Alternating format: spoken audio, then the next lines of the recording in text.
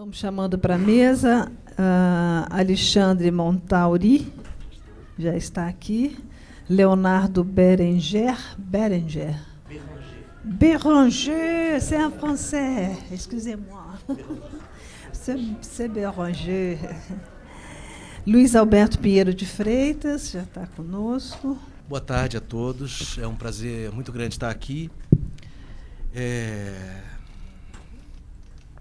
O tema dessa mesa se reveste para mim de todo interesse, literatura e a estética contemporânea. É natural que eu tenha todo interesse, em primeiro lugar, porque coordeno projetos de pesquisa radicados no campo dos estudos literários, e depois porque a literatura contemporânea tem tido um lugar privilegiado no horizonte desses projetos, né? Um terceiro motivo que me dá muita alegria também de aqui estar, e agradeço a Tereza, que me endereçou o convite, e os demais organizadores, é o fato de que estamos num espaço que, não sendo alheio ao universo acadêmico, também, por outro lado, não lhe é totalmente exterior. Mas esse lugar um pouco deslocado nos libera de determinados constrangimentos metodológicos e de construção do pensamento, que termina por ser uma grande alegria poder pensar de maneira mais livre. Procurando, então, uma sintonia, a melhor sintonia possível com o título dessa mesa, ou com o título desse fórum de debates, eu proponho uma intervenção que tem como alvo central examinar algumas questões relativas ao objeto literário no contexto da contemporaneidade, com um cuidado prévio, o de não tratar a literatura como um corpo monolítico, um conceito único e homogêneo, uma vez que as formas literárias, poéticas, as possibilidades narrativas são mais do que múltiplas, proliferam. Falar em literatura tornou-se algo muito difícil, pois trata-se de um campo vastíssimo, heterogêneo, que pode abranger múltiplas linguagens, suportes híbridos, formas estéticas ou artísticas as mais variadas, para se chegar a uma narrativa. Depois também evitarei tratar o contemporâneo como uma condição histórica específica, dotada de uma identidade, de uma genealogia própria, isto é, o contemporâneo, no âmbito desta intervenção, não será tratado como uma derivação cronológica da modernidade. Afinal, não penso que seja possível localizar o contemporâneo numa linha do tempo e tentar apontar seus limites, suas demarcações, seus limiares, e menos ainda as linhas de força de uma estética que possa ser mapeada, classificada ou identificada a partir de critérios técnicos ou teóricos.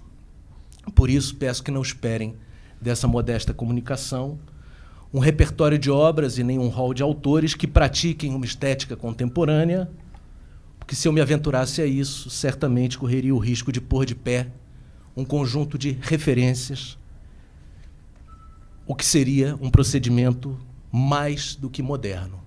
Seleção, classificação, identificação de obras, autores, grupos, gerações. Portanto, ao invés disso, pretendo traçar um quadro geral de uma metamorfose vivenciada por alguns de nós, que recai frontalmente nos regimes de temporalidade e de espacialidade com que somos confrontados hoje, na experiência cotidiana do presente e na experiência de fruição dos objetos artísticos. Nesse sentido, parte-se aqui de um pressuposto, o de que o contemporâneo não é uma condição histórica definida, tal como foi a modernidade. Trata-se antes de uma experiência fundada em percepções específicas de tempo e de espaço que impactam frontalmente a leitura do objeto artístico, nesse caso literário. Que transformações se operam em relação à modernidade? A modernidade foi definida como uma condição histórica. Podemos atravessar centenas, milhares de textos teóricos que procuraram definir a modernidade, e chamará a atenção que a maioria desses textos foram produzidos por indivíduos que se autodenominaram modernos, que voluntariamente se diferenciavam dos antigos a partir de uma clivagem que tinha a ver com uma suposta autoconsciência do tempo e da renúncia sistemática a valores antigos.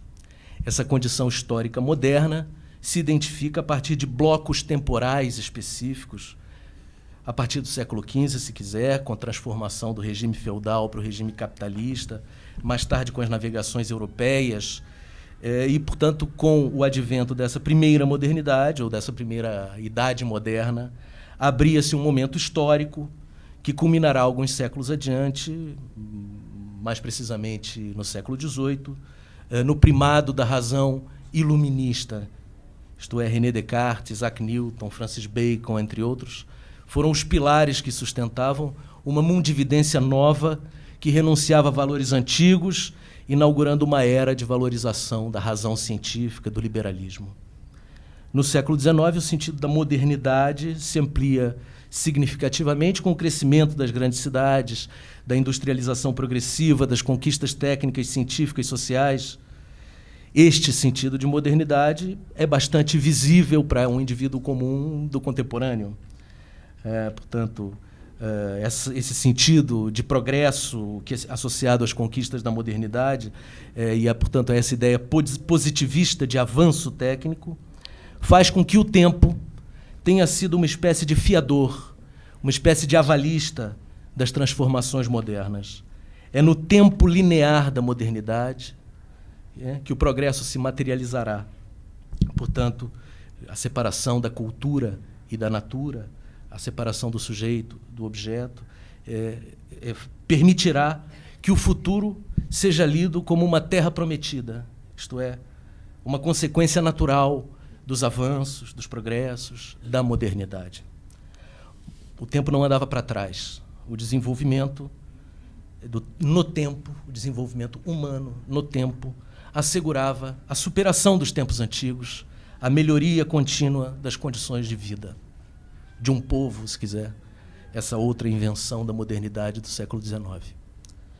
Mas é também a modernidade que cria um regime de temporalidade, de tempo que afeta diretamente a experiência do mundo. Ela pressupõe a ideia de um tempo linear, como disse, progressivo, onde o presente é o produto do passado, ao mesmo tempo que se afirma como um lugar de passagem entre o passado, com que já não se identifica, para o futuro, o sentido maior das transformações e das conquistas. Essa diacronia que podemos afirmar essencialmente moderna, pressupõe uma organização do tempo a partir de uma linearidade que reduz o presente, portanto, a uma passagem entre passado e futuro. A naturalização dessa linha hegeliana, teleológica, é das obras mais bem acabadas da modernidade. O tempo deixa de ser eterno, como o tempo clássico, ou diria mesmo medieval, e passa a ser uma sucessão de instantes, uma sucessão de presentes que, sempre precários, nunca chegam a ser futuro, pois mal chegam ao presente e já são passado. Nos planos literários e artísticos da modernidade, a percepção do tempo, dessa diacronia, é bastante visível. O modernismo, talvez a experiência mais sólida desses tempos vorazes, produziu incessantes rupturas, superações, grupos, escolas, vanguardas, ismos. O cubismo, o surrealismo, o abstracionismo, o experimentalismo, o minimalismo, que pressupunham sempre ser as estéticas do presente, renunciando a formas artísticas do passado, e as tradições artísticas mais consolidadas afirmavam-se como escolas novas, isto é, aquelas que se inauguravam a si mesmas, aquelas que nasciam do zero, que superavam, em termos formais, as sensibilidades do passado e, por isso mesmo, por serem novas, eram melhores, mais atuais, mais modernas, mais próximas do futuro prometido. Em termos narrativos, e, portanto, já na órbita das arquiteturas e das estratégias literárias, a ficção moderna reproduziu, muitas vezes, essa linha do tempo, essa teleologia. Um exemplo bastante claro e visível disso é a constituição de um dos gêneros emblemáticos da literatura moderna, o romance policial. O romance policial é aquele que se materializa como promessa de uma solução de um enigma, um assassinato, um sequestro, um crime político, um roubo. Porém, a solução dos enigmas, evidentemente, não poderia aparecer nas primeiras páginas do romance. Era preciso o tempo. Era necessário que o leitor acreditasse que, no final da leitura, no desfecho da narrativa textual, seria possível descobrir o assassino, o assaltante, o sequestrador, o criminoso. E era a partir de uma linearidade simples, de uma teleologia, que lá no final da leitura o leitor seria capaz de compreender todos os sentidos, todos os indícios, as pistas, as ambiguidades, os porquês. Agora entendo porque é que ele guardou a faca no criado mudo. Agora sou capaz de entender aqueles rastros, aquelas ambiguidades, aqueles indícios.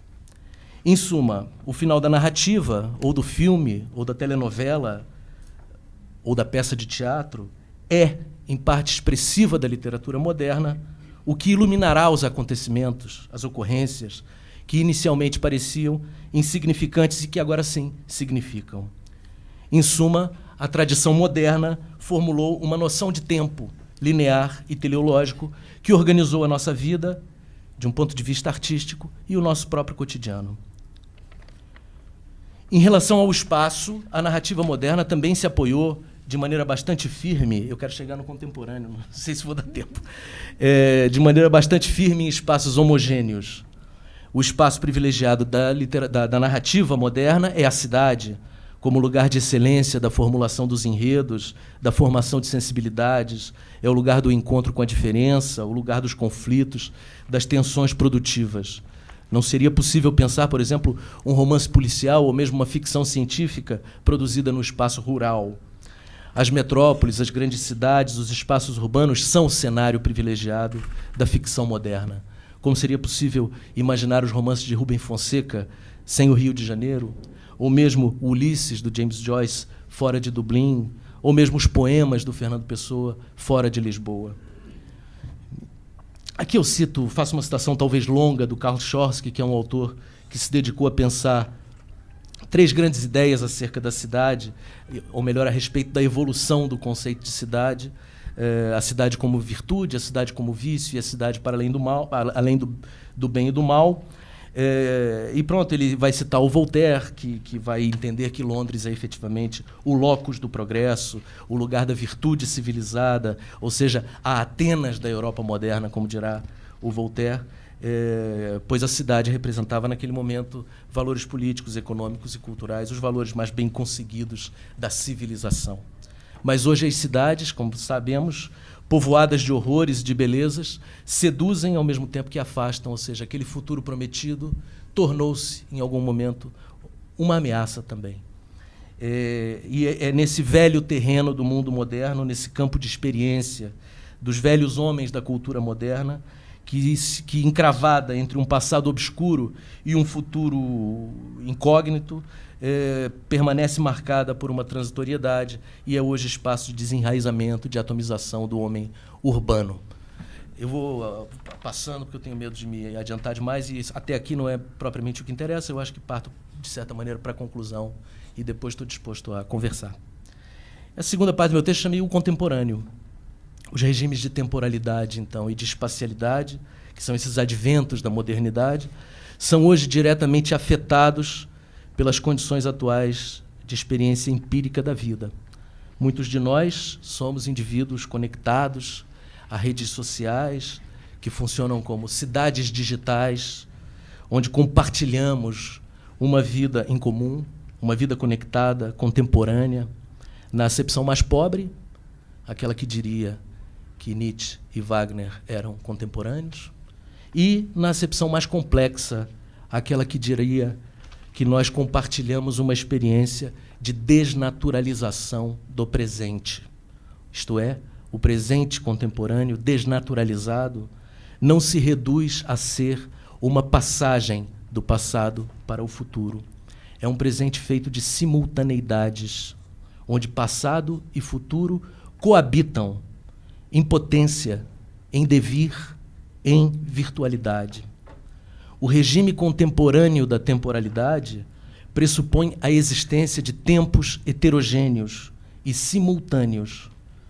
Do ponto de vista artístico, a expansão do literário em direção a novos ambientes e suportes tecnológicos aponta para uma metamorfose na experiência tanto do fenômeno literário quanto da ruptura com as concepções modernas de tempo e de espaço. Poderia citar o Jogo de Amarelinha de Cortázar, os Petites Annonces de Renaud Camus, o Panteros de Décio Pinhatari, que são textos que já problematizavam, no final do século XX, a linearidade narrativa e a espacialidade do texto em suas objetivações artísticas. Neles, a ordem dos acontecimentos depende das escolhas do leitor. A narrativa se oferece como um corpo inteiro, sem início, sem meio, sem fim, e inaugura-se um jogo. É possível encontrar também, em parte da literatura contemporânea publicada hoje, em ambientes virtuais, uma ruptura integral com os sentidos de temporalidade e de espacialidade forjados na lógica moderna.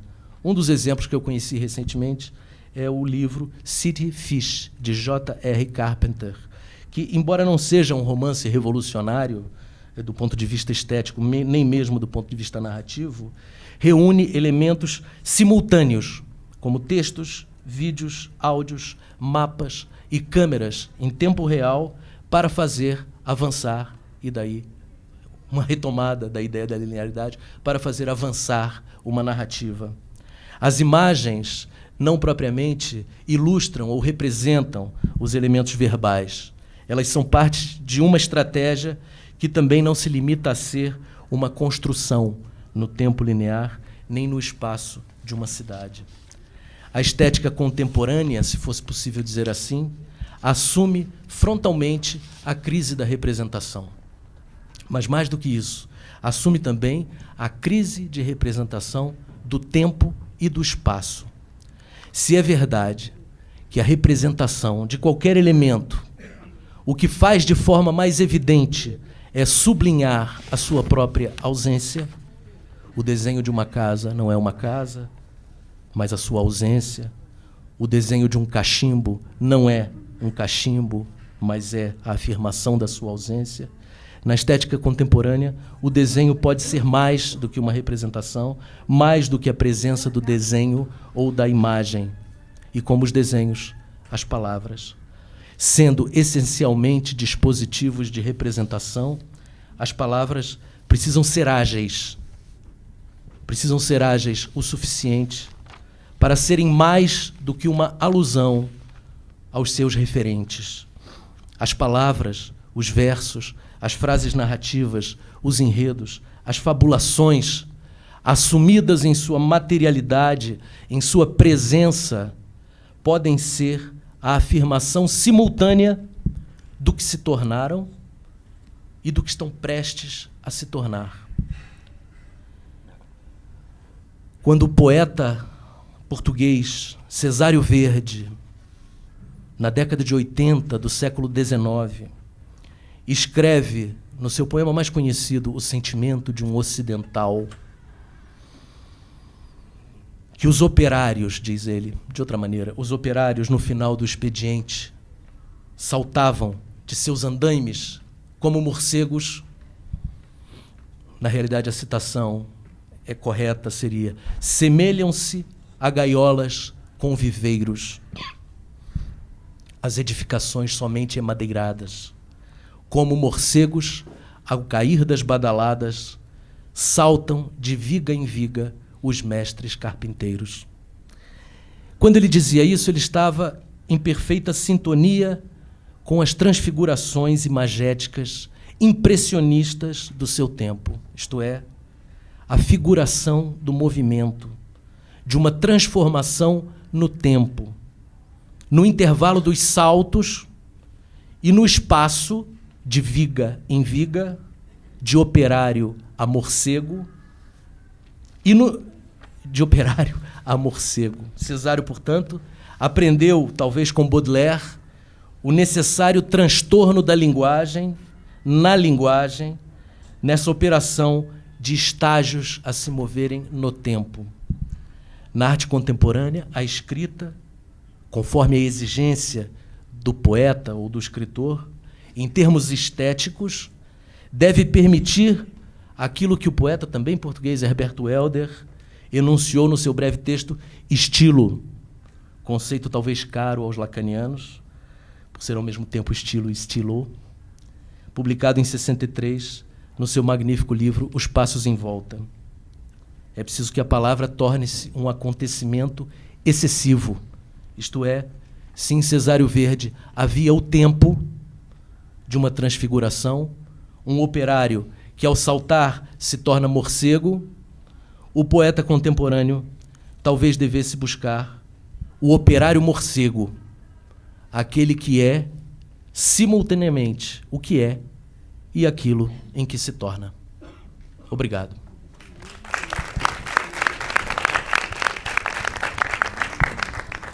Vamos passar a palavra para o Leonardo Berenger. Isso.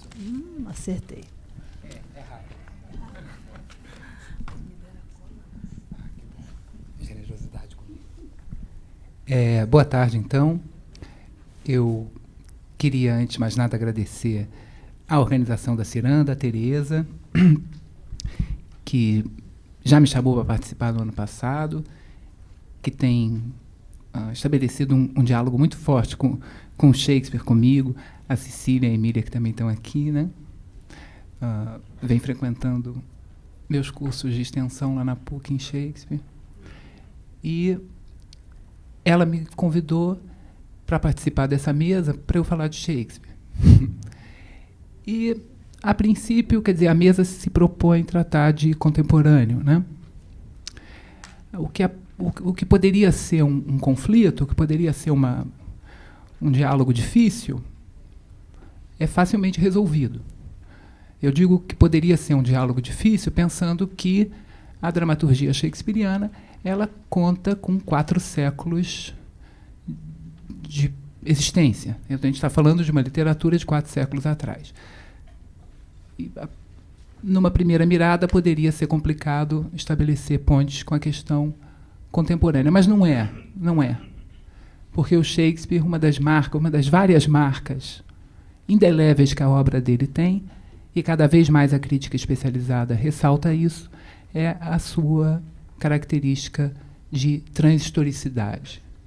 É uma obra, sem dúvida alguma, que atravessa diversos momentos culturais, diversos momentos históricos, culturas as mais diversas, e que vai sendo lida e ressignificada e recriada e adaptada e readaptada, e as adaptações dialogam entre si, criando uma pleiade de sentidos, uma teia de sentidos que tende ao infinito, como se diz em matemática, né? Tende ao infinito. É realmente de uma riqueza ímpar a obra dele. Então, pensar o Shakespeare no contemporâneo não é um problema. O problema é o que pensar sobre o Shakespeare, na medida em que a Tereza venha falar sobre o Shakespeare na Ciranda. Então, eu a consultei. Tereza, o que você sugere que eu fale sobre o Shakespeare? Aí ela me diz, pelo WhatsApp, bem contemporaneamente, fala sobre o Ricardo III ou sobre o Macbeth. Aí eu pensei, no primeiro, recebendo a mensagem, não voltando a ela, eu pensei, que coisa curiosa, a Tereza ela deve estar querendo cometer alguma maldade por aí, porque ela sugeriu os 2 maiores vilões do Shakespeare. Que interesse tem ela na maldade? Então, a resposta dela, embora não precisa, eu continuava, a princípio, perdido, porque ela me deu 2 opções muito difíceis para eu decidir, mas essa confluência entre as 2 personagens, Ricardo III e Macbeth, me trouxe um cabo para eu segurar aquilo que eu não estava conseguindo manejar naquele momento, que era por onde começar a pensar a minha fala de hoje. Então, o mal.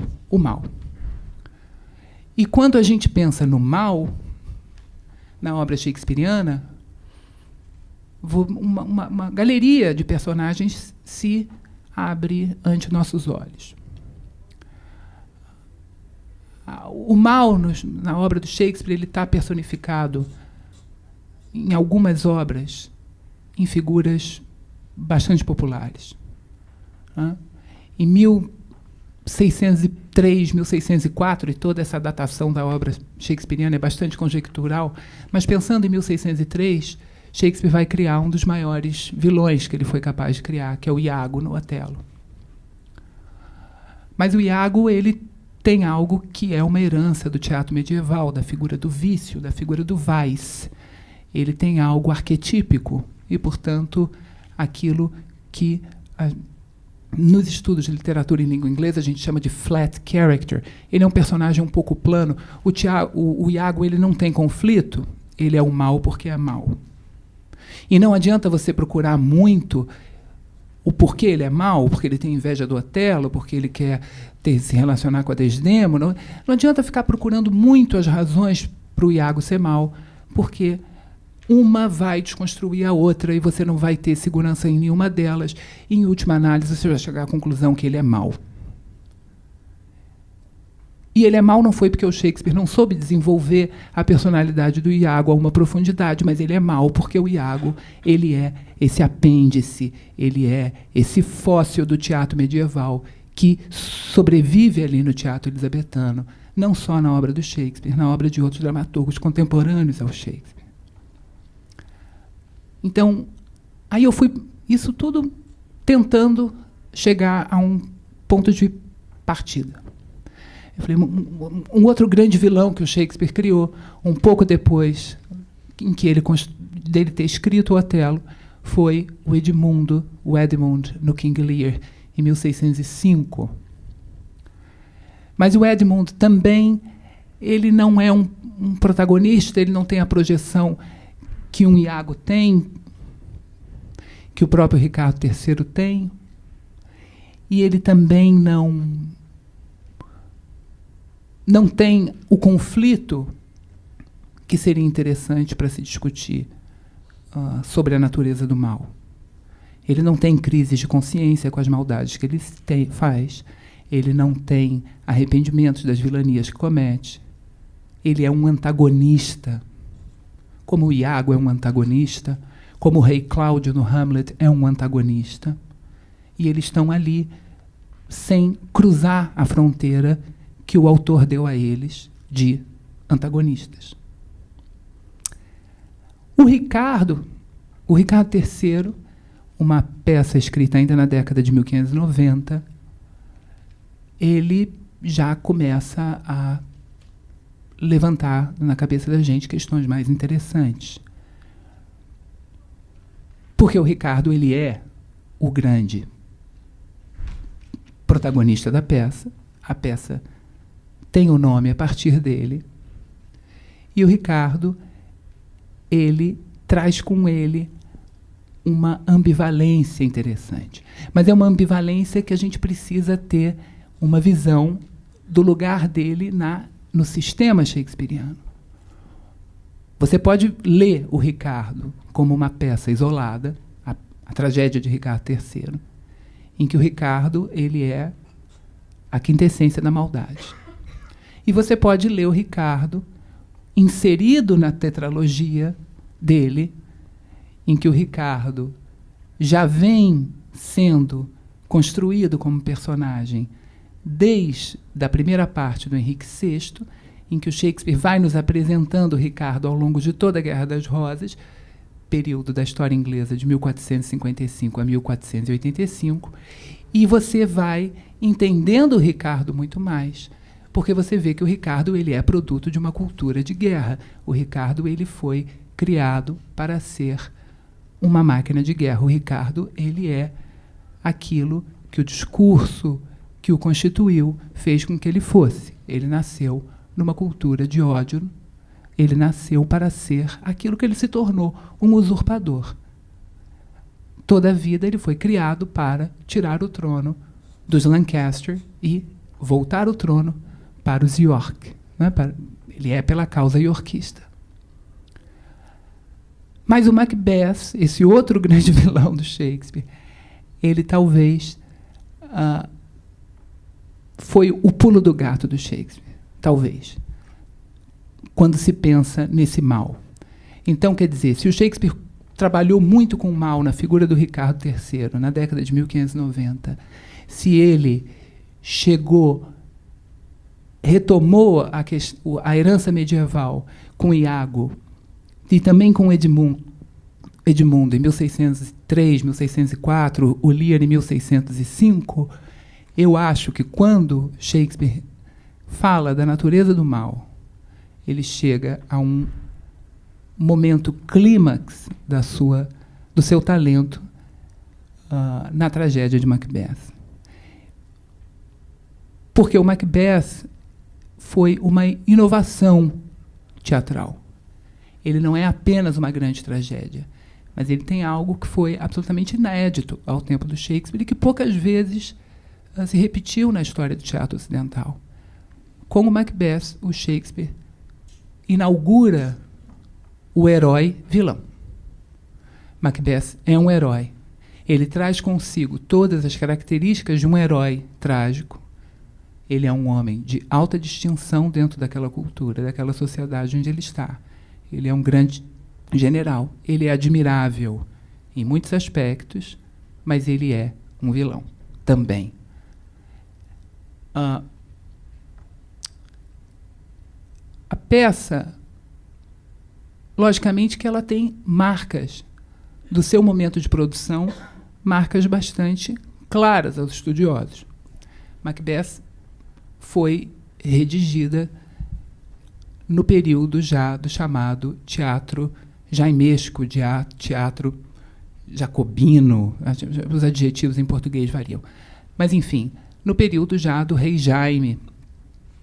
Elizabeth morre em 1603, Elizabeth I morre em 1603, assume a coroa, Jaime inaugurando a dinastia dos Stuart até 1625, quando ele vai falecer e assume o filho dele, o Charles I.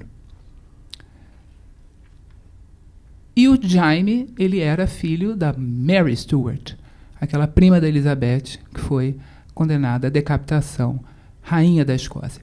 Jaime foi Jaime I, James I na Inglaterra, e Jaime VI na Escócia. O que eu estou querendo dizer com isso? Ele era escocês. Ele era escocês, rei dos escoceses. E foi, então, alçado à condição de rei inglês, sendo natural herdeiro do trono da prima Elizabeth, e tendo a Elizabeth, nos seus momentos finais, nomeado Jaime como seu herdeiro mais legítimo, avalizado a linha de sucessão para o lado do Jaime. Shakespeare, então, que era um cara que tinha dívidas com a corte, não dívidas propriamente monetárias, mas como todo dramaturgo elizabetano, ele dependia da patronagem, repito, não propriamente por questões monetárias ou financeiras, mas pela questão da lei da vagabundagem, que era uma lei que existia durante o início da Era Moderna Inglesa, em que os atores precisavam usar a libré, o distintivo de uma casa nobiliárquica, para que não fossem apreendidos, presos como vagabundos. Shakespeare, que tinha como patrono da sua companhia o Lord Chamberlain, a companhia da qual Shakespeare é acionista vai passar a ser patrocinada pelo próprio rei. Eles, de Lord Chamberlain's Men, eles vão se tornar The King's Men. E é lógico que não é à toa que vai ser justamente nesse momento em que a companhia passa de Lord Chamberlain's Men para King's Men, e esse King é um King escocês, que o Shakespeare vai, então, escrever a tragédia escocesa. Né? Macbeth é a tragédia escocesa, no sentido de que trata dos acontecimentos da história escocesa, e ela é também a tragédia da Escócia, sendo a Escócia talvez a grande vítima da tragédia narrada, cujos acontecimentos são ali narrados na peça. As fontes que o Shakespeare usou para compor o Macbeth são fontes tanto históricas quanto dramáticas, dramatúrgicas. A fonte principal foi a popular obra As Crônicas de Inglaterra, Irlanda e Escócia, do Raphael Holinshed, grande historiador Tudor, da era Tudor, que foi uma obra bastante popular.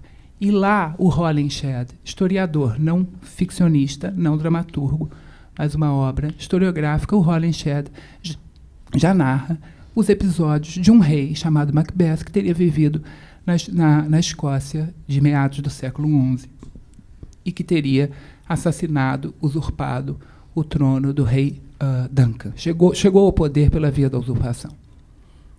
Shakespeare está bastante endividado com Holinshed, como ele está endividado com as fontes em toda a obra dele. Shakespeare não é original em momento nenhum em termos de enredo, ou muito pouco original. Como disse, eu gosto muito de citar essa frase, porque ela tem até um certo humor. O dramaturgo irlandês, o Bernard Shaw, dizia: Shakespeare é ótimo em contar histórias, contanto que alguém tenha contado antes dele, porque ele é, antes de ser um gênio, ele é um grande adaptador. Então, essa peça tem como fontes historiográficas e fontes também dramatúrgicas, como eu estava dizendo, porque você tem pontos de contato claríssimos entre o Macbeth e The Witch, uma peça do Thomas Middleton, dramaturgo contemporâneo ao Shakespeare. Inclusive, no Macbeth, você tem momentos em que 2 ou 3 canções são citadas, mas não são cantadas. Mas essas canções são lá da peça do Middleton. Ele usou as canções que o Middleton compôs para a peça dele. E essa peça, que vai falar desse rei, que também foi um rei da história da Grã-Bretanha, um rei da Escócia, um rei que vai cometer as maiores transgressões que a sociedade do início da era moderna inglesa poderiam compreender como transgressões, que seriam básicas. A gente pode tentar listar em 3. Macbeth comete não só o assassinato de um parente, porque ele é primo do rei Duncan. Então ele rompe um laço que, sobretudo para os escoceses, é um laço dos mais fortes, que é o laço de kin, de clã, de grupo, de consanguinidade. Ele comete um regicídio, ele mata um rei e ele desrespeita uma lei bastante tópica, bastante relacionada à cultura elisabetana jaimesca, que é a lei da hospitalidade. Ele mata Duncan quando Duncan está hospedado no seu castelo de Inverness. Portanto, a transgressão de Macbeth ela é tripla.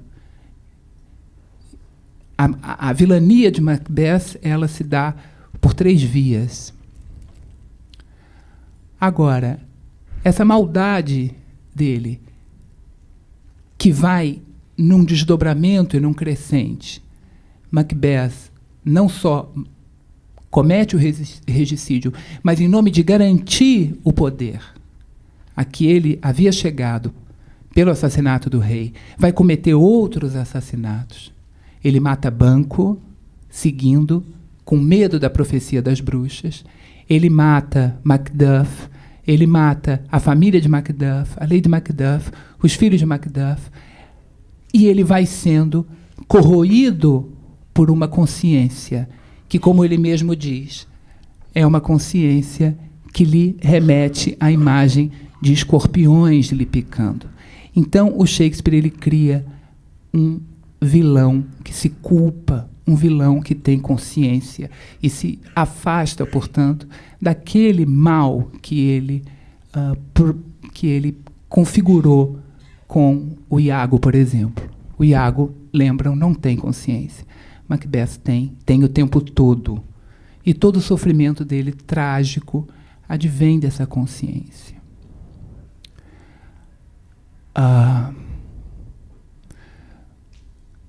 Talvez por isso Macbeth tenha se tornado uma das peças mais discutidas do cânone shakespeariano e a mais encenada do cânone shakespeariano.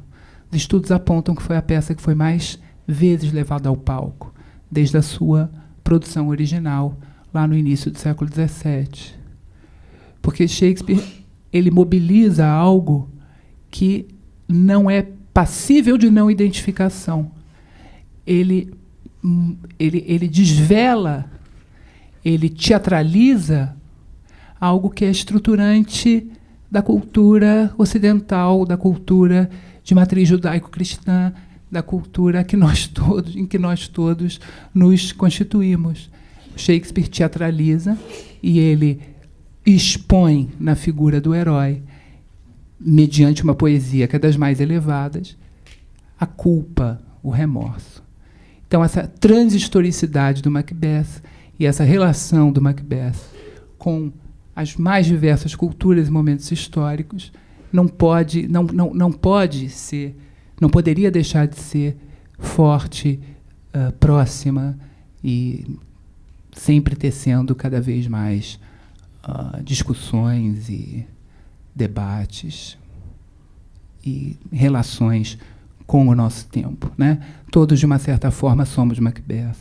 Todos somos martirizados pelas nossas culpas.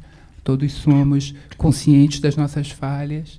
Todos somos aterrorizados pelos nossos medos.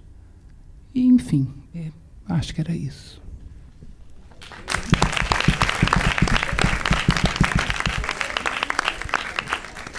Então, vamos passar agora a palavra para o Luiz Alberto Pinheiro de Freitas.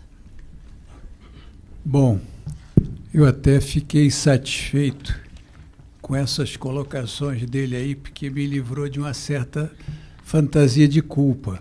Porque, bom, veio a história para mim assim, bom, vai falar de literatura, vamos botar numa mesa de literatura, está de acordo? Estou. Muito bem. Agora, como é que eu ia encaixar esse negócio de literatura, né, e estética contemporânea? Eu sou um psicanalista metido a entender de literatura, eu não tenho essa competência literária aí para falar dessa forma. Então, eu disse, bom, vou chegar lá, vou dividir a coisa, né? Literatura, eu vou colocar nesses termos, né? Freud era um homem que logo no início da vida dele, ele conta na autobiografia dele, que ele, quando conheceu a arte da leitura, desde cedo ele lia a Bíblia. Aí o pessoal que não entende muito, o cara era religioso mesmo. Não, ele até se diz um judeu sem Deus, né? Ele diz que ele tinha preocupações com as questões humanas, não com os objetos naturais, e muito menos os religiosos. Então pegaria por aí. A estética eu transformaria pela linha do Montesquieu, que Diderot e d'Alembert solicitaram que Montesquieu fizesse para a enciclopédia francesa um verbete sobre o despotismo e a democracia. Ele falou que já tinha falado isso nas cartas persas, no Espírito das Leis, não ia falar sobre isso, não. Ele ia falar sobre o gosto, que depois se transformou na estética. E toda a questão dele do gosto tem a ver com o prazer, né, que é a coisa mais importante que ele postulava aí. Além das críticas, né, que eu costumo usar ele para citar, e eu vou aproveitar para citar, né, que Montesquieu dizia que falava pour les gens, para as gentes. Eu sou um crítico da psicanálise que digo que fica uma coisa meio fechada, né? Se fala, é um discurso de especialistas para especialistas. Eu acho às vezes meio complicado. É claro que a teoria é complicada, tem todo um jargão, tem toda uma linha argumentativa que funciona dentro desses cânones, né? Mas nós precisamos, eu acho sempre bom essas cirandas, principalmente se tiver psicanalistas e outras pessoas, né, que não sejam do mundo psi, porque a psicanálise precisa, né, abrir as portas para o pessoal de fora entender de que ela fala e como é que isso serve para eles. Porque aqui todos nós, os que são psicanalistas, os professores aqui talvez não vivam disso, nós vivemos de cliente, né? Nós precisamos do cliente, o cliente precisa entender um pouco do que é que a gente faz, até para poder recorrer, né, A Adelina diz lá que na faculdade dela, os alunos todos escolhem TCC e não escolhem psicanálise. Mas por que será? Alguma coisa não está indo muito bem nessa linha aí. Então precisaria de um discurso um pouco mais, entendeu, acessível ao público. E a terceira questão, eu ia demonstrar, através de algumas citações, usei o Rouanet, usei o professor João Rosta, o Balma, o Vargas Llosa, para dizer da importância da literatura, né, para os psicanalistas. Então, pegando esse caminho aqui, quer dizer, agora entrei nele, eu diria o seguinte, além da questão do Freud novinho já lendo a Bíblia, vocês devem se recordar, se eu fizer um percurso assim rápido, que ele, quando era adolescente, tinha com o Silberstein uma chamada Academia Espanhola, em que eles, né, discutiam, né, as questões deles particulares com os títulos, né, de Cipião e Berganza. Quem era Cipião e Berganza? Eram os cachorros da novela do Cervantes do Hospital de Valladolid, né, o Hospital de la Resurreición de la Ciudad de Valladolid, né? Então esse era já o Freud tentando aprender espanhol lendo Cervantes e fazendo, se vocês lerem as cartas, tem um livro sobre isso, todo um discurso de um para outro, contando a vida do dia a dia, mas em espanhol e ao mesmo tempo lendo Cervantes. O homem realmente era um pouco apaixonado pela leitura. Vocês devem se lembrar que em 1906, aquele Hugo Heller, ele frequentava a Sociedade das Quartas-Feiras, ele era um camarada interessado em psicanálise, apesar dele ser dono de editora, etc. Ele pediu ao Freud que desse para ele quais eram os 10 bons livros que ele considerava. E o Freud, como um bom psicanalista, disse, eu vou interpretar o seu pedido. 10 bons livros não quer dizer os melhores livros da literatura mundial. Se for autor de literatura mundial, ele ia citar Homero, Sófocles, Shakespeare, Dostoiévski. Não era isso. Então, quais os livros tinham tocado ele? Tanto que o Sérgio Paulo Rouanet escreveu um livro, Os 10 Amigos de Freud, né? E os 10 Amigos de Freud, se nós falarmos aqui, talvez assim uns muito letrados conheçam todos, mas é muito difícil conhecer todos. Multatuli, Macaulay, né? Quem é que a gente conhece? A gente conhece o Kipling, conhece Anatole France, conhece o Émile Zola, né? E por aí já vai diminuir um pouco. O Conrad Meyer, porque ele comenta nos textos. Mas se vocês pegarem no próprio, que é um livro muito interessante, no próprio livro do Sérgio Paulo Rouanet, em que ele analisa autor por autor, vocês vão ver que o Freud pegou, né, uma literatura, né, vocês estão habituados a isso, sabem disso, Freud sempre situou os poetas como aqueles que sabiam muito mais da mente humana do que o mundo psiquiatras, psicólogos, psicanalistas. Então, ele lá, você vai ver, né, Anatole France falando sobre a importância do sonho, Macaulay, que foi de quem ele tirou a história dos 10 amigos, porque o Macaulay dizia, né, que esses livros que tinham impressionado a gente eram aqueles livros que a gente sempre recorria quando estava em alguma dificuldade, quando queria saber de alguma coisa. E há um autor que eu gosto muito, que é o Tsevan Todorov, que... Oi? Tem um autor, o Tsevan Todorov, que tem um livro até chamado assim, A Literatura em Perigo, que ele mostra uma questão que eu vivi isso e também o professor João Castro Rocha também viveu, para fazer o seu comentário, né? Eu, na UFRJ, fui dar por causa do curso que eu estava fazendo, era obrigatório dar aula para o mestrado e para o doutorado, e também era obrigatório fazer uma conferência para a faculdade no final, né? A turma, eu ia falar sobre Machado de Assis. Eu até peço desculpa a Cecília, que falou, não, eu comprei seu livro para ler, não sei o que, eu não vou falar de Machado de Assis. Bom, mas eu, então, fui falar de Machado de Assis. Então, a turma de mestrado e doutorado na Faculdade de Letras, que é que eu imagino, eu ia falar sobre Dom Casmurro, Memórias Póstumas de Brás Cubas. Devia ter uns 15 alunos. Só 5 conheciam Memórias Póstumas e Dom Casmurro. O resto tinha ouvido falar, sabia, não sei o quê, pó. Por quê? Aí a crítica dele, eu fiquei espantado, completamente bestificado com a coisa, né? Mas é a crítica do Castro, né? Quando ele diz, você vai para esse pessoal e o que acontece? Eles pegam e ficam trabalhando muitas vezes em cima da crítica sobre o livro e não, aí ligando com a questão lá do Montesquieu, pelo prazer de ler o livro. Né? A questão que a literatura tem que, antes de tudo, ser uma coisa de prazer, você conhecer a obra para depois começar a fazer os comentários sobre o autor. E nessa época, aí eu fiquei mais bobo ainda, porque eu sei que vocês são de faculdade de letras, me desculpe, mas eu vou fazer a crítica, né? Vários professores na sala ficaram espantados quando eu disse que não havia autor desligado da obra. Aí os caras diziam, não, mas não era isso que eles estavam entendendo muito bem que eu estava dizendo, como hoje se disse aqui numa mesa aqui, que a biografia do sujeito está ali no texto que ele escreve.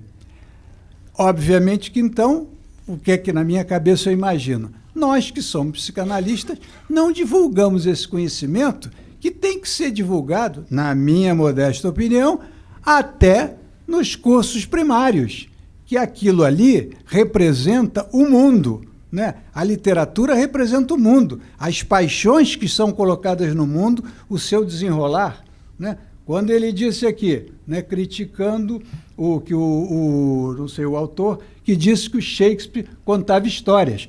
Claro, por quê? Se eu me utilizar, Bernard Shaw, né? Se eu me utilizar, né, da concepção que foi criada por uma pessoa que eu prezo muito, pelo Horácio Vital Brasil, de personagem permanente, não existe, né, herói criado, o herói é colhido na cultura, isso é uma ideia do Mikhail Bakhtin, o herói é criado colhido na cultura, e o personagem permanente é sempre um personagem que representa uma história que já foi contada, que todos já conhecem, né? Porque seja Shakespeare, seja Machado de Assis, eles simplesmente têm uma capacidade de contar as histórias de uma forma sensacional, né? É impressionante como é que eles têm essa capacidade de contar essas histórias, né? Agora, as histórias que todos nós conhecemos, porque isso é assim mesmo.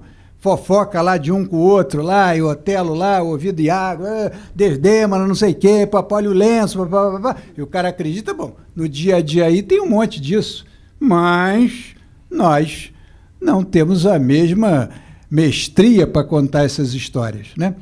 Então, eu dando continuidade a essa ideia, eu fico pensando, vejam só, nas formações que eu participei, eu, como sou antigo, fiz aquela formação careta de 4 anos, analista de data, aquele negócio todo.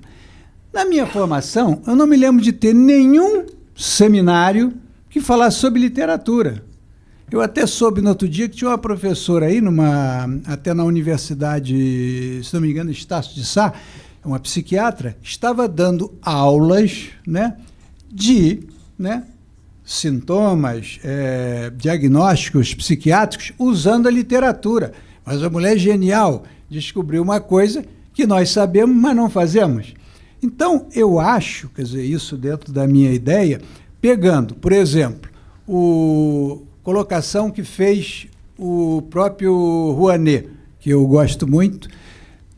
Ele diz, né, num dos textos dele, que o Rouanet tem toda uma história, aquele livro que vocês publicaram da gente, escrito sobre literatura e psicanálise, tem entrevista sobre ele, que diz que começou a se interessar por psicanálise como paciente, e depois foi se envolvendo na coisa. E o Rouanet diz lá, né, ele mesmo, uma heresia, ele diz assim, quem lê literatura não precisa de teoria psicanalítica, mas depois ele mesmo diz, mas tira isso, porque também é demais. Né? Assim também, aí é demais, não dá para ir assim. Né? Mas ele dizendo, né, que toda a psicanálise, né, estava no mesmo campo que a literatura, ou seja, a linguagem do desejo inconsciente. O escritor não sabe que está colocando isso ali, mas nós podemos sempre ir lá buscar o que é que ele está dizendo, o que é que estaria ali no meio daquelas questões. Porque há uma diferença, né? Aqui, hoje eu vi, né?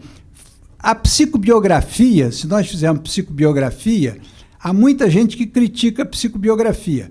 É claro que psicobiografia no estilo Leme Lopes, que fez a psiquiatria de Machado de Assis, é uma maluquice, porque o Machado de Assis não estava lá para falar, né? Então não serve, né? Mas sempre, porque Machado de Assis, em Memorial de Aires, faz ele mesmo uma facilitação para a psicobiografia, pois se nos originais, né, que se fosse hoje não teria mais originais, teria computador, mas na época como tinha, várias vezes Carmo ele tinha escrito Carolina. Então ele mesmo, entendeu, dizia que aquela história ali, que foi usada até numa sequência da elaboração do luto pela morte de Carolina, ele mesmo conta essa história, né? Você não precisa sair que absurdo fazer psicobiografia. Ele fez, o Freud também fez, né? Se bem que a melhor coisa que o Freud fez nesses termos foi Gradiva, que é inclusive o texto onde ele mais fala sobre essa questão dos poetas. Quer dizer, poeta que ele está citando aí não é simplesmente o que faz poesia, é o chamado escritor criativo, né? E, obviamente, que dentro da nossa modernidade, né? Outro dia eu soube, uma colega me telefonou numa jornada, um rapaz teria dito o seguinte, que ele procurou no Google e ele não descobriu onde é que o Freud diz que esse negócio que os poetas são os que mais sabem da mente humana. Mas isso é a tal da modernidade, mas procurar no Google é demais, né? Então, o que acontece numa situação dessas? Aí pega o que disse o Zygmunt Bauman outro dia na Educação 360.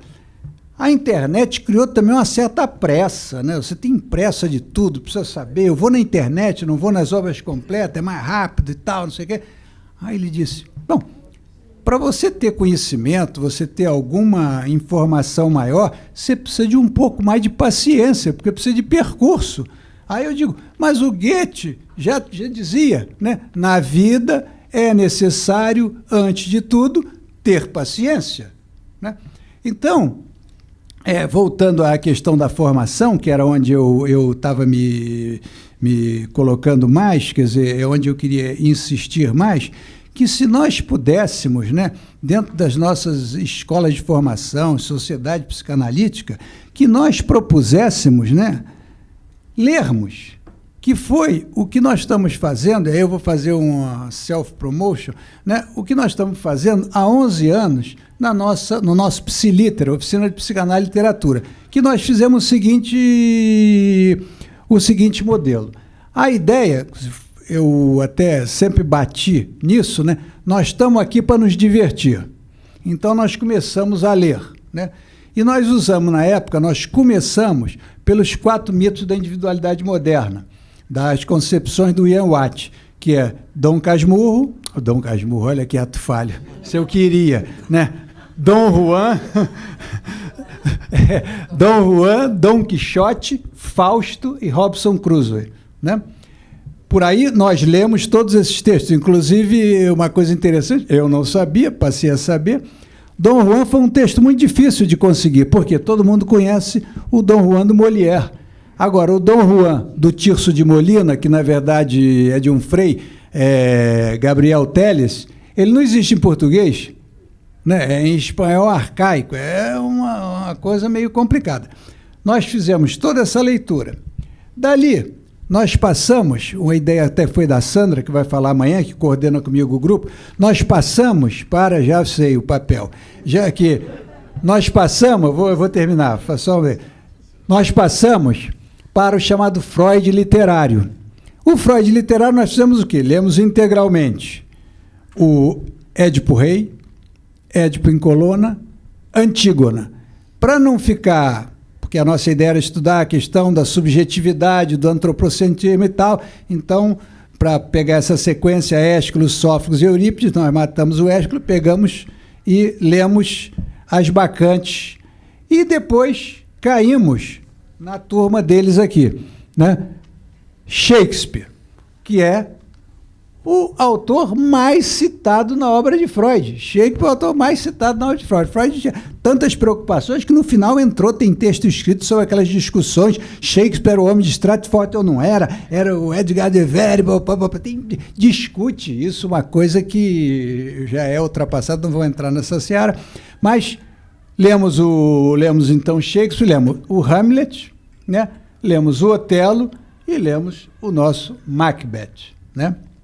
Daí, nós continuamos no Freud literário e fomos ler o quê? Bom, detalhe. Quando lemos o Otelo, fizemos um paralelo com o Dom Casmurro, que a Ellen Calder chamou do Otelo brasileiro, né? Então, com toda data vênia, mas eu acho Dom Casmurro muito melhor do que Otelo. Até, com todo respeito. Mas... Não, o Machado não achava, você tem toda razão. O Machado dizia, inclusive, que quando não houvesse mais, né, nada, iria haver Shakespeare, né? Isso é uma frase dele, outro apaixonado. Império Americano, Império Britânico. Pois é. Era um apaixonado por Shakespeare também, tinha um bom gosto, né?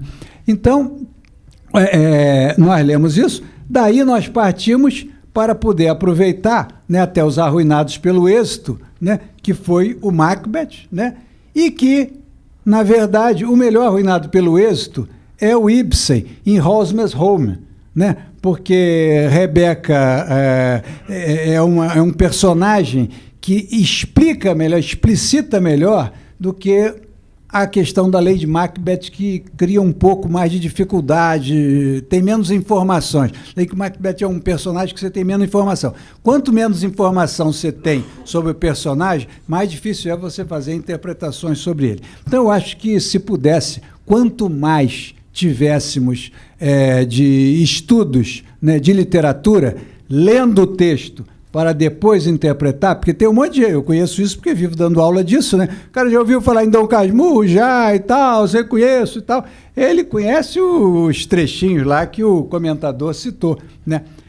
E, para terminar, só vou terminar com essa frase, que é uma frase que eu gosto muito, porque eu estava numa mesa, e um professor conhecido lá da UERJ, aborrecido comigo, me disse assim: então agora, Luiz Alberto, quer dizer que a psicanálise deu a última palavra sobre Capitu? Eu falei: não, professor, é uma interpretação a mais dentre as inúmeras possíveis, e que qualquer interpretação dessas, ela só enriquece o alcance da obra. Então, essa é a nossa ideia. Deu aí o tempo. Sim, esqueci, porque a Adelina que está falando sobre Dostoiévski. Atualmente, nós estamos lendo agora Crime e Castigo, né? E também, como fui citado aqui antes, vou dizer, todos nós escreve livro, trabalho, não sei o quê, vou dizer porque é interessante, né? Nós escrevemos pelo mais absoluto narcisismo, né? Para se achar o tal. E segundo, generosamente, para que os outros possam participar do nosso conhecimento. É isto.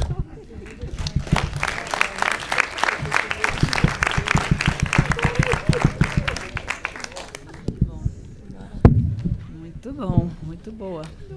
Boas falas. Muito bom. Eu aprendi um bocado aqui já. Já aprendi uma porção de coisas. Já valeu pelo que eu escutei até agora. Vou fazer breves questões aqui e abrir para assim, a discussão, né, sobre a questão do contemporâneo é um tema que a gente na Escola de Vitória tem tentado insistir e também se perguntar sobre o que está se passando hoje. E até recentemente, no último evento que nós realizamos, eu ousei fazer um trabalho pensando a cena do teatro, pensando a cena do contemporâneo e tentando trabalhar em que medida o sujeito se safa, né, nessa contemporaneidade, dado exatamente as questões que você citou, a questão da temporalidade, especialmente, né, com esse imediatismo e volume de informações, não de conhecimentos, mas a necessidade, a demanda enorme de informações, enfim, trabalhei por aí. Mas eu escutei uma coisa hoje que eu não tinha pensado. Quando você estava falando, Alexandre, 5, vou fazer 3 coisinhas rápidas. A questão quando você trouxe a questão do tempo, né, hoje, da simultaneidade, engraçado, você falando, me fez pensar muito mais numa proximidade do inconsciente, das questões do inconsciente. Quer dizer, o inconsciente é que não encontra que não há essa linearidade, né? Isso não há no inconsciente, né?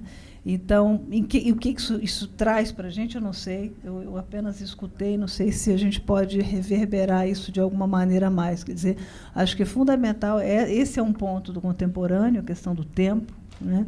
E isso a gente está experimentando, eu não sei dizer mais sobre isso, mas isso me veio numa associação em relação à questão do inconsciente, né? A fala do Leonardo, eu achei muito bacana e fiquei me perguntando assim, por que o mal, né, na contemporaneidade, né? Quer dizer, esquece o outro, você tomou isso, né? Quer dizer, por que será essa questão do mal na contemporaneidade, né? Se a gente pudesse pensar um pouco mais. Por que esse tema foi o tema escutado, né? Por que isso se transmitiu, o mal na contemporaneidade, né? E o Luiz Alberto me faz pensar numa opção de coisas, especialmente porque eu estou envolvida com o trabalho de educação há 30 anos e também faz muita questão a respeito dessa velocidade absurda que as crianças estão submetidas hoje, crianças e adolescentes, e a grande dificuldade de você fazer o sujeito ler um texto, um livro, né? Mas o enlace, a identificação é sempre possível, enfim. Mas em relação não sei, não sei nem o que eu pensaria, assim, mas é a questão do volta para mim a questão do tempo, eu acho, sabe, assim, na questão da formação aí das pessoas, das crianças mesmo, criança e adolescente, a maior dificuldade que eles estão hoje né, com o volume de demandas de todas as ordens, a dificuldade de se concentrar e de ter a tal da paciência, né? Paciência, quando era dito há 20 anos atrás, era muito fácil, ou era mais fácil de ser trabalhada e entendida. Hoje, para os meninos, para os adolescentes, para as crianças, é um negócio mais complicado, né? Como lidar com isso. Mas, enfim, se vocês pudessem falar um pouco, abrir um pouco mais. À vontade. Não é porque me parece que a nossa contemporaneidade ela está marcada por uma dificuldade do tempo de elaboração. E isso implica, eu suponho, que se você não tem o tempo de elaboração, você não tem a possibilidade de realmente ter a experiência. E qual é a importância de ter a experiência? É que isso te devolve a sua posição humana. Sem experiência, você não se lembra, né, da sua humanidade. E aí a gente cai num certo sonambulismo, né, de que você vai num moto contínuo das coisas e dos acontecimentos, totalmente anestesiado. E isso me remete à primeira mesa dessa ciranda hoje, onde foi falado que só quando a juíza começou a contar a história de Édipo é que aqueles que estavam vivendo, para os ouvidos da juíza, uma situação de horror, né, puderam se dar conta de algo de humano neles. Então, a questão do tempo de elaboração, eu acho que é isso que falta no Macbeth. Não há tempo de elaboração, ele vai sendo levado de um acontecimento ao outro. Não, mas agora deixa eu achar. Não, está acabando.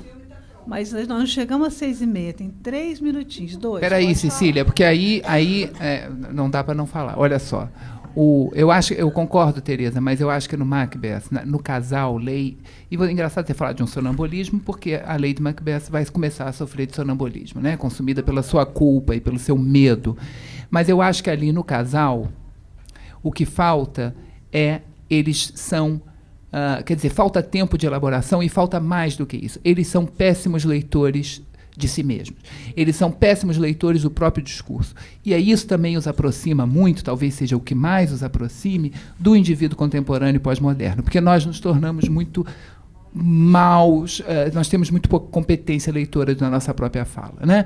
A lei de Macbeth é assim, vai lá, mata o rei Duncan, toma o trono, faz, acontece, mata o banco, papapá, e eles, durante todo esse tempo em que eles estão ali planning no primeiro ato, nas primeiras cenas do primeiro ato, eles se esquecem que eles podem correr o risco de se arrepender e que o arrependimento daqueles atos vai cobrar um preço muito alto. E nós, indivíduos contemporâneos, sobretudo as pessoas de uma geração talvez da minha para baixo, enfim, o indivíduo contemporâneo é muito mau leitor. Talvez, hoje em dia, esse caráter transhistórico da obra do Shakespeare é porque, em cada momento, algum aspecto das diversas obras dele vai se colocando como ponte de diálogo mais intensa. E eu acho que, no caso do Macbeth, para hoje, isso fica muito avolumado. Ainda que inconscientemente, o espectador contemporâneo deve se ver neles como sendo como indivíduos que se leem muito mal, né? Eu vou fazer, eu vou acontecer, eu vou não sei o quê, eu posso, eu faço, eu aconteço, enchi meu saco, vou largar esse emprego, botar uma mochila nas costas, vou ser hippie em Mauá, cheguei lá, depois de uma semana de Mauá, me deprimi. Ou então eu vou me embora desse casamento, vai se ferrar, me deprimi. A pessoa esquece que a atitude, aquele ato, ele vai ter ele tem uma reação, ele tem uma resposta, a vida te dá uma resposta pelo ato, né?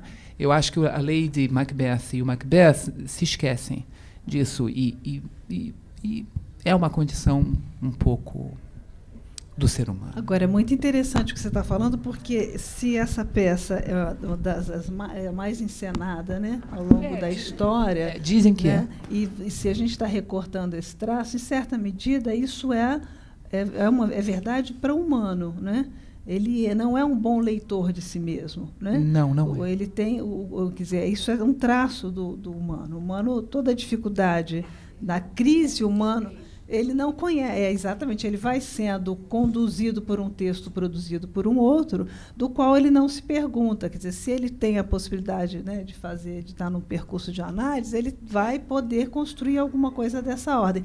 Mas isso é do humano, né? Deixa eu dar um pitaco aqui rápido. Olha aqui, vem cá, se o Macbeth é realmente a peça, segundo ele diz, mais representada, obviamente que ela deve provocar muito mais identificações do que qualquer outra. Mas não é só isso, não. Tem outras questões assim, dramaturgicas. É uma peça mais curta, das tragédias mais curta. Eu estou pegando só pela vertente de psicanálise, né? Se ela for, vamos entrar nesse mérito da dramaturgia em si, né? Mas uma peça que tem muita repercussão, ela, para ganhar um colorido maior, ela tem que estar possibilitando, porque mais identificações, porque não existe possibilidade nenhuma de texto estar fora do conceito de identificações do Freud.